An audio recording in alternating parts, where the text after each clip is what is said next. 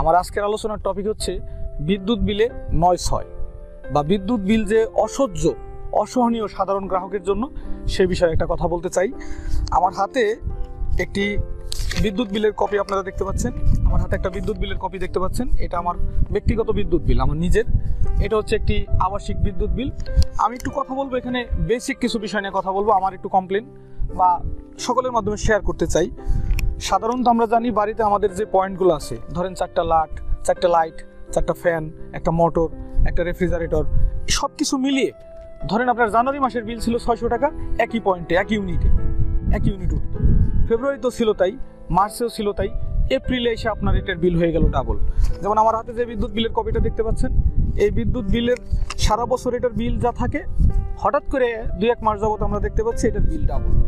এখন প্রশ্ন করতে পারেন যে কারণটা কি, ইউজটা কি বেশি হয়? না, আগেও যেসব পয়েন্ট ছিল, যে পরিমাণ ডিভাইস ইউজ করা হয়তো এখনও তাই চলতেছে, কিন্তু তারপরেও অস্বাভাবিক বিল। এখন কেউ প্রশ্ন করতে পারেন যে আমি কেন এটা নিয়ে সোশ্যাল মিডিয়া আলোচনা করতে যাচ্ছি। যদি আপনি আমাদের যে উপজেলা যে অফিস আছে, আমাদের যে বিদ্যুতের অফিস আছে, সাব অফিস, সেখানে আপনি কথা বলবেন, এটা নিয়ে আপনি কোনো সরাহা বা সমাধান পাবেন না। আপনি যত আলোচনাই করেন, আপনি মনে করবেন না এমন যে আপনার বিলটা কমিয়ে আনা হবে, আপনাকে একটা সান্ত্বনা দিয়ে পাঠিয়ে দেবে। এটা কোনো সান্ত্বনা বা কিছুই নাই।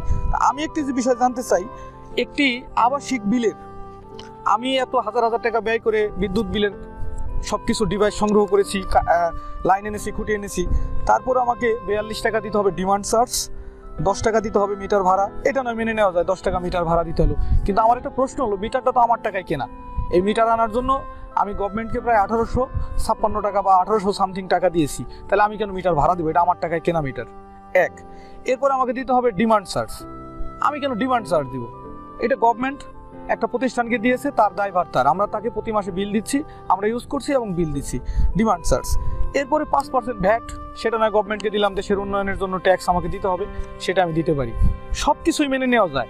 কিন্তু এই যে বর্তমান সময়ে ভুতুরে বিদ্যুৎ বিল, আমার ধারণা একটা কর্মকর্তা একটা শ্রেণী এই ভুতুরে বিদ্যুৎ বিলের সাথে জড়িত, যারা স্বেচ্ছায় বিদ্যুৎ বিলকে একটা এক্সেসিভ লেভেলে নিয়ে যাচ্ছে, যেটা সাধারণ গ্রাহকের সাধ্যের বাইরে।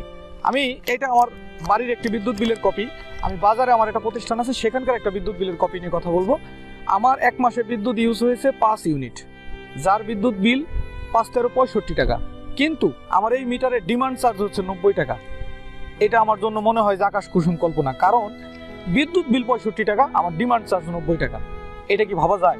এটাকে মেনে নেওয়া যায়? এটা সাধারণ মানুষের ধৈর্যের বাঁধ ভেঙে যাওয়ার মতো অবস্থা। তাই বিদ্যুৎ বিলের যে ৯৬, এটা নিয়ে গভর্নমেন্টের অবশ্যই ভাবা উচিত। সাধারণ মানুষের ধৈর্যের সীমা বা ধৈর্যের বাঁধ যদি একবার ভেঙে যায়, জনগণের উপরে পৃথিবীতে কোনো শক্তি নেই। পৃথিবীর সবচেয়ে বেশি পাওয়ারফুল সোর্স হচ্ছে আপনার মাস পিপল, জনগণ।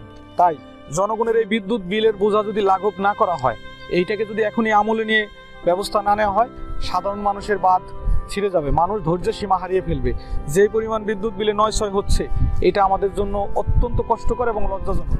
আরেকটা দুঃখের বিষয় হচ্ছে, পল্লী বিদ্যুৎ অফিসে যদি আপনি এই বিষয় নিয়ে কথা বলতে চান, আপনার এই বিষয়ে কোনো সুরাহা বা কোনো কিছুই হবে না। পল্লী বিদ্যুৎ অফিস থেকে শুধুমাত্র আপনার কোনো কাগজে ভুল থাকলে কারেকশন, ৪-৫ মাসের বিল একসাথে উঠাই দিলে সেটা সমাধান করতে পারবেন। এমন কোনো রেকর্ড নাই যে পল্লী বিদ্যুতে যায় একটা লোকের ভুতুরে বিল হয়েছে, এটা সমাধান করে দিছে।